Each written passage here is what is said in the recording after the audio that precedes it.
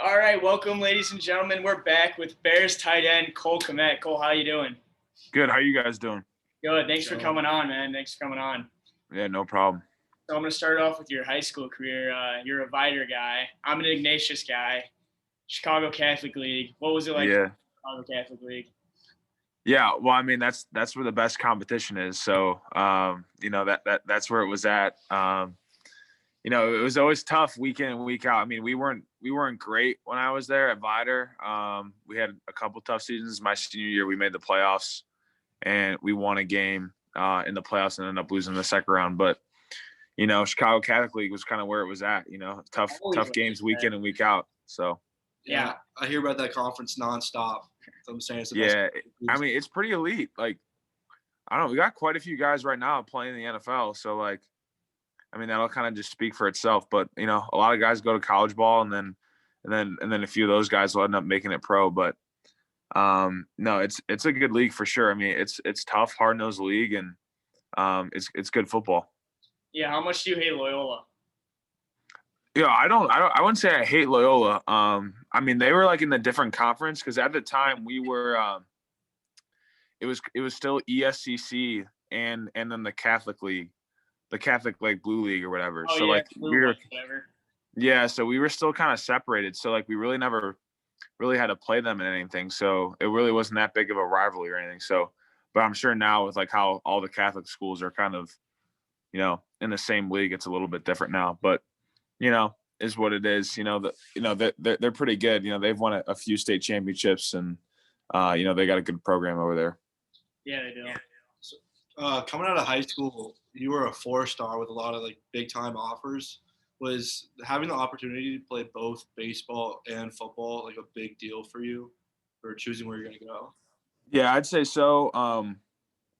My senior year of high school, things really picked up. Like I already had football offers, but I was still playing baseball, and I love playing baseball. And I started getting some looks like from MLB scouts coming out of high school, and I had a tryout, like I wouldn't say tryout, but a workout with the Sox downtown just a couple of weeks before I left for football for Notre Dame, and that was pretty cool. So I mean, for me, like when Coach Kelly came in and he was recruiting me, and he knew I played baseball. He was just like, hey, we want you to come here, and you can come in and play baseball as well. And I talked to the baseball coaching staff, and they were totally on board. And so that's kind of how that worked out. And obviously, really grateful for that to happen. What's your go-to pitch? You're a closing pitcher, right? Yeah, my out pitch was my slider. So I throw like mid-90s from the left, but then if I had to get a dude out, I always stuck with my slider. That was kind of my out pitch. There you go, kind of like Kershaw there. Yeah, I don't know about that, but yeah. So rumor has it, growing up, you hated Notre Dame. What changed your mind? Yeah, I hate Notre Dame growing up. It was kind of funny. Both my parents went to Purdue, so Purdue was never good when I was growing up, but we always rooted for Purdue, and Purdue and Notre Dame would actually play each other quite a bit every year. So, we were always rooting for the Boilermakers, and always kind of grew that hate towards Notre Dame. But then when I started getting recruited and I took a visit there, things kind of changed. And when they offer you a scholarship, it kind of changes. So, I ended up falling in love with the place, and now it's there. I love it, and that's those are my dudes over there, and that's my school. And you left early, so are you going back to like education at all, or that's in the future? Yeah. So I start classes next week online at Notre Dame. So I'll be doing that online while I do my training as well. So I mean, that was kind of the thing with leaving early. Like, I still had school left on the table, but I promised my mom I'd go back and finish. So going to start gnawing away at that this semester. There you go. Yeah, you left early. Were you paying attention to the mock drafts and stuff, and like just seeing what scouts were saying about you, like in the NFL? Is that like a big reason you decided? Yeah. I think I had enough people close to me prior to me leaving that like I felt pretty comfortable that I was either going to go late first or somewhere like between the early second to mid second. So I felt good about that because for me, it was always like, I always wanted to be a first round pick. But the more you kind of like look into it, it's tough. Like when you have your opportunity to leave, in terms of being able to go late first or even a second round pick, you definitely got to, jump on that opportunity. So, yeah. So I listened to enough people between, my dad and, some of the guys that he knew that he played with and some other people that I really trust. And, I came to the decision, to come out early.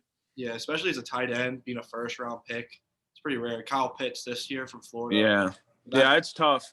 I think Kyle Pitts is a different type of dude. Like he's all of like he's more, I think he's more of that receiver type. And, those guys obviously pop a lot on film. So, I mean, I'm sure he's going to be a high end pick this year, but it doesn't really happen too often where guys go top 10 for a tight end. I think it's more of a luxury pick in terms of, a team need. Like if you kind of have a spot to fill and you need a tight end, like, that's kind of when you take your tight end maybe early in the draft. But I think, considering all the circumstances and kind of where I was at, leaving was definitely the best decision for me.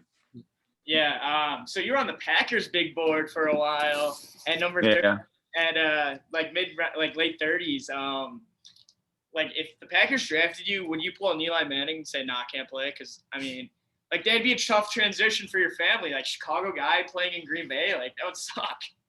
Yeah, I my family, I don't think would mind it, and neither would I really, because that just means I was an earlier pick. So I think I could have stomached it, but it definitely would have been tough at first. But definitely glad with how the situation rolled out. Yeah, I mean, hometown Bears guy. Like I think everyone's rooting for you. Like when I was sitting in my living room when you got drafted. I'm a huge Notre Dame guy, so obviously I watched you for the past 3 years at Notre Dame, and me and my dad saw Cole Kmet still on the board, and they drafted you. Me and my dad went crazy because we saw you at Notre Dame, hometown Chicago guy. So you're definitely a favorite player in our family. So, we're that's good. That's awesome. Good stuff. Notre Dame family. Yeah. But like, actually though, like, how much do you hate the Packers? Like, you can like give me a wink, but how much do you hate them? Yeah, they're not well liked. Let's just say that. So. Like, were you happy yesterday when I lost? Because I was jumping up and down. Yeah, I definitely did not want to see them win. So that was kind of nice to see them kind of go down this past weekend. So that definitely made the weekend.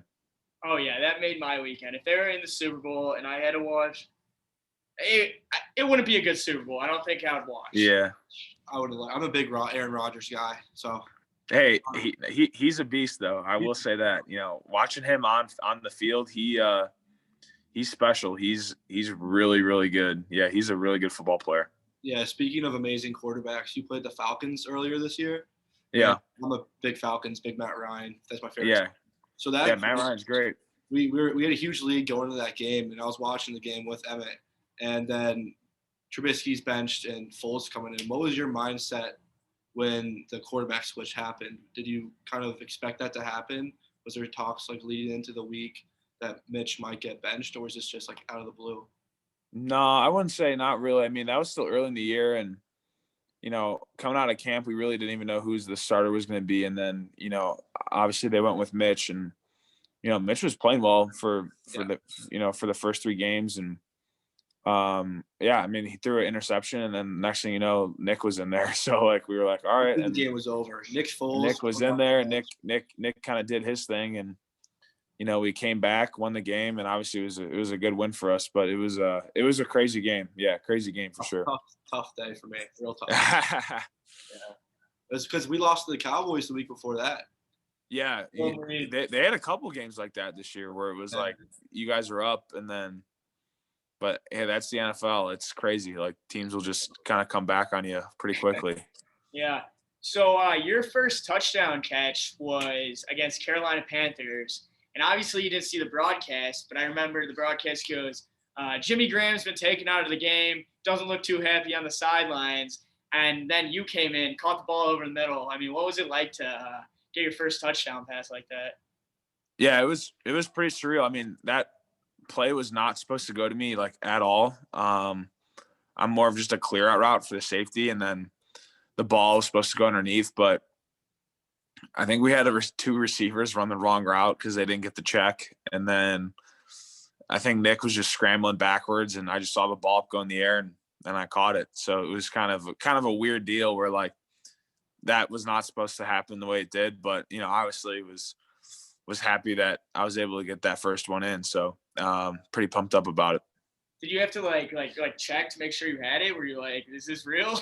Yeah, I was freaking out. I didn't know what to do when I got up at first because, like, you always say, like, you got to have something planned when you score a touchdown. What was your celly like? Dude, I just spun the ball, like, and then, like, was just going nuts. And everyone was jumping on top of me and stuff, so I didn't really have time to do anything. But, I was thinking about having something planned out, but, like, it just didn't happen. But then, as, I had other ones this year, and, like, that's when I, kind of celebrated and did all that stuff. Did you keep the ball after the game? Yeah, I got it. Yep, I got it. Sweet. That's pretty sweet. Hopefully that's the first of many of a long career for the Chicago Bears. Yeah, no doubt, brother.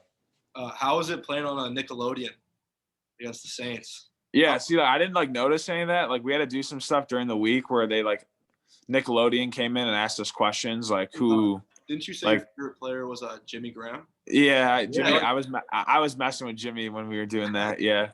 Well, who's your real favorite player growing up? Tom Brady. Tom Brady for sure. Yeah. Tom Brady and LaDainian Tomlinson were like my two favorite players. Yeah, I love watching those guys. But yeah, no, it was kind of weird with Nickelodeon. Like we didn't even like, you don't even notice it during the game, but like afterwards, I had my brother call me and was like, yeah, dude, the Nickelodeon thing was strange. And I was like, oh, really? Really weird. We loved it. Are you upset that you didn't win the MVP?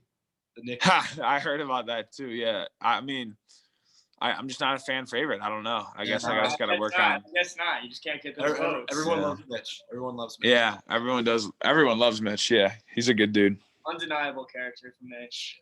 I'm a big Mitch guy. I hope he starts next year. Mm-hmm. I do. I really am. So in camp you were highly talked about, like being the first pick of the Bears draft. They're talking about you, like even you could play wide receiver if you wanted. And you and Jimmy Graham were the best players at camp by far. Like, what has Jimmy Graham, like, how has he helped you in your development in the NFL? Yeah, he's just been a guy that really just taught me how to be a pro. I mean, it's a different world when you go from high school to college, and then, now the NFL, like football is takes up your whole day. Like that's just all you do all day. There's no more school. I mean, there's nothing else but to do but football. So, he really taught me just how to take care of my body, like the little things you need to be doing, in practice, outside the facility, all that type of stuff. And, he was just a great mentor for me this year. And, we were able to build a good friendship as the year went on. That's good because, that was like a huge thing during the season. They constantly were in games, showing you guys on the sidelines together, this and that. And that was huge stories I was following. And then in the beginning of the year, like, people were like, well, where's Kmet? Where's Kmet? And then towards the end of the year, you started picking it up, racking up the 7-yard out passes and just bodying people to get like 15-yard gains. So like, what's your favorite part about football? Like, do you just like running people over? Yeah, I'd say like, I love running people over. I think that's kind of what, I love the most about football is like the physicality part of it. And, that's why I like blocking so much. But yeah, just catching a ball, like, a pop pass or a seam down the middle and then just lowering your shoulder. That's the best part. And then being able to celebrate with all your teammates. That's just the great part about football. And that's why it's so much fun. Yeah. Trying to think how many tight ends were on the roster at the beginning of the year. You guys had a decent amount, I remember. Yeah, I think we had God, when I got picked, I think there was like 9 total or something like that. But were you nervous about that at all, or just no? I mean, if they're gonna take you in the second round, like they definitely have a plan for you. I mean, you got to go in ready to compete, but like there's definitely gonna be they definitely have a plan for you. So like I wasn't too concerned about that, and I knew I just had to come in and put in that work. So, I felt good about everything coming in, and everything kind of just works itself out. In the NFL eventually. And that's what I realized this first year. So, yeah, just kind of staying to it and coming to work every day and like all that stuff kind of takes care of itself. During practice, coming off the edge. Do you ever have to block Khalil Mack? Yeah, my first time blocking him in pads was crazy. It was like, I took a pass set on him, and I blocked him, and like he didn't get the sack. So I was like, oh, that was pretty good by me, And then, later in practice, I saw him get up. He was taking a knee, and the O-line and D-line were doing one-on-one drills, like pass set one-on-one drills, and they were telling him to get up and do a one-on-one, and he was kind of just like shaking his head, like, no, he didn't want to do it. But then one of the linemen called him out, so he got up, and he took his arm and put it all up his throat and slammed the dude down to the ground, like in the rep. And I was like, wow, he was going probably about 50% on me. Like he wasn't even trying when he was going against me. So yeah, that dude's he's a freak. He's a great football player. The whole D line for the Bears is just him, Akeem, Akeem's even like Eddie Goldman, who wasn't here this year. Yeah. Bilal Nichols was great. Robert Quinn. Like there's a bunch of guys that are really good. Bunch of dudes. Is Akeem the biggest character in the world? Because that dude just seems like his trash talk during the game. He's like, I'm gonna take a bite out of you. He says shit like that. Yeah. No, that's just how he is. He's a really good dude, and he just loves having fun on the football field, and that's just kind of how he is. So, but yeah, that's his personality, and it's infectious to be around. He's a good dude, and a really good pulse for our team. Yeah, he's awesome. And can we start a campaign? This is what I want to start. Can we start to call holding calls and Khalil Mack? Yeah, the dude is just like it's ridiculous. Yeah, it's great. I know that was a big thing at the end of the year. We weren't getting those calls, so hopefully guys will start seeing that next year or something, because he's tough to block, and the only thing you can do is hold him. Yeah, and it was kind of nice seeing the Packers not get the calls their way for once in their life yesterday. Yeah, right. Speaking about some like bad penalties against the Saints, I saw you got that shitty flag thrown on you. Like I didn't even see you do anything. Dude, you're giving that was wild. Right? I don't even know what happened. Yeah, that was crazy. Yeah, I don't even know what happened either. I was so confused. I was like, what the fuck just happened? Yeah, I mean, I caught that ball, and I think it was Malcolm Jenkins, and I hit him, and then we got up, and like we were just kind of talking, like laughing, really, and then Gardner Johnson. So I threw the ball over the top to the ref, and the ref dropped it, and then next thing you know, there was a flag, and they said that I was throwing the ball at the defender. So I was like, that's crazy. So yeah, that was an important play of the game, but kind of is what it is at this point. But yeah, kind of wild that they called that, but it's whatever. Saints finally get a good call after getting screwed for the past like 3 years. Yeah. That was tough. I was not happy about that call. All my friends were like, what just happened? Like we were like, what just happened? Because they thought, like, in the beginning, everyone thought that you were, like, pushing some guy around, and they showed the replay of you just, like, tossing the ball back. Everyone's like, that was the worst call I've ever seen. Yeah, that was pretty bad. Yeah. That was really bad. Yeah. So a little bit away from football. How disappointed are you in the Cubs right now? It's tough. I mean, I guess at some point they got to start trading away, I guess, and rebuilding. But I don't know. It's tough. Like, all those guys that we saw win the World Series, and now they're kind of just everyone's kind of leaving, so it kind of sucks. But I mean, I don't know. Hopefully there's a little hope this year that they do something, but I'm not expecting much. Yeah, I mean their pitching's just done. They got a couple key guys, but it's tough. Yeah. Yeah, it's tough. I don't know what's gonna happen, but I hope they keep Brian around and all that stuff, but I mean, who knows what's going to happen. Being an athlete in Chicago, do you like hang out or talk to the other athletes on the other teams, so like the Bulls player, any Cubs guys? Like, are you friends with any of them? No, I haven't been able to do any of that just because of, COVID and everything. I'm sure like there would be events that we'd be going to, whether it's, right now Bulls games and stuff, and then in the summer Cubs games, but there's just nothing we can do right now. Everything's kind of shut down for the most part. So hopefully stuff starts to clear up near the start of the summer, and we can start doing things like that. Yeah. So we probably got 2 more questions each. Don't want to hold you to anything, but So you got any funny Brian Kelly stories for me? Because I know in the beginning people didn't like him that much, but he seemed to come around a little bit. No, he's great. You want to hear a rumor I've heard about him? What's that? I've heard the water bottle in his press conference is all vodka. Oh, I don't know about that. That's funny though. I haven't heard that one. That's a funny rumor though. My friend's the team manager. He said that's his job, getting the vodka in the water bottle. Oh, geez. Well, he's probably joking around then, but I don't know. Geez, funniest Brian Kelly story. I mean, I don't know. I mean, the dude's pretty. He's a good dude. I mean, he's pretty straightforward. You know, no nonsense type of dude, and you know, he's built a great program. You know, since I've been there, and we consistently win every year. Obviously, we haven't had the big one yet, but like, you know, it's consistent. You know, double-digit win seasons, and you know, turning guys out to the NFL, and you know, he was great for me. Just obviously brought me in as a recruit, and you know, I was able to develop, you know, in his system and whatnot, and yeah, just he's a good coach, a good coach.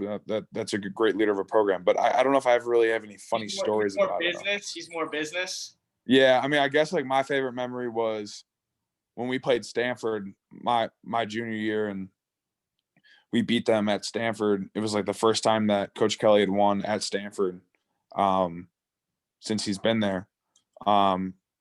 He put Gatorade in the whatever the trophy's called that we get for beating Stanford, and he put it in there and then drank from the trophy. So that was pretty fun. But yeah, that's about it.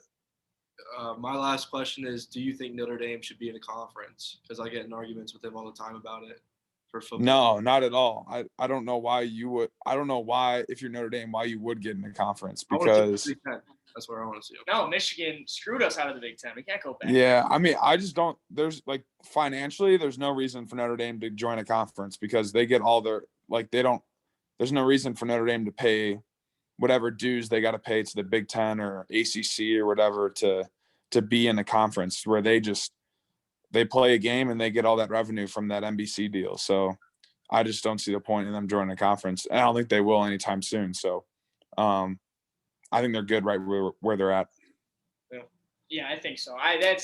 They'll never join a conference. Never. I don't think so. No, not while they're winning. You know. No, not while they're winning. Right. Do you know Nano Safo-Mensah? Yeah, I don't know. We interviewed him earlier this year. Oh, cool. He's a nice guy. Yeah, he's a good dude. He tore his meniscus this year, so he wasn't out playing. Yeah, I saw that. Yeah, I met him at a party at Notre Dame when I was visiting my friend, and then I DM'd him on Instagram, said, hey, want to do an interview? And I told him the story, so it's pretty funny. Good stuff. But my last question for you is favorite Chicago food places, bars to go to? Favorite food, if you got a good hot dog, Jeans and Jude's, everyone should know about. Yeah. My favorite deep dish is Illuminati's. I know a lot of people like Giordano's or Pequod's, but mine's Illuminati's. We got Paisanos. Pisano, okay, that one's good. Yeah, that's good too. I was underwhelmed from my visit to Chicago. You didn't like? You don't like deep dish? I do. I love deep dish, but I don't know Paisanos. Portillo's was the best. Portillo's is great. That's a great spot to hit up after a baseball game. Yeah, Portillo's is great. Yeah, I mean, if you want to, my favorite burger is Au Cheval. Oh which yeah, a lot of people know about. So yeah, there's a bunch of good spots, but I'd say those are my favorite. Yeah, that's a great spot. Well, thanks for coming on, man. I'm gonna stop the interview real quick, and then we'll just